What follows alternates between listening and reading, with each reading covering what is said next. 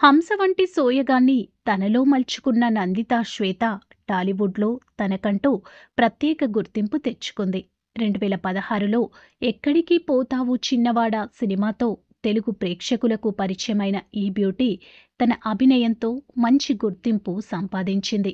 కన్నడలో నందా లవ్స్ నందిత సినిమాతో కెరీర్ ప్రారంభించిన తమిళ అట్టకథి మూవీతో బాగా గుర్తింపు పొందింది.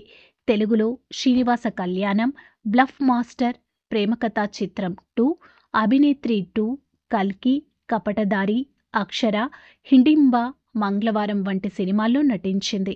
హర్రర్, థ్రిల్లర్, కామెడీ జానర్లలో ఎక్కువగా కనిపించిన నందిత విభిన్న పాత్రలతో అలరిస్తుంది.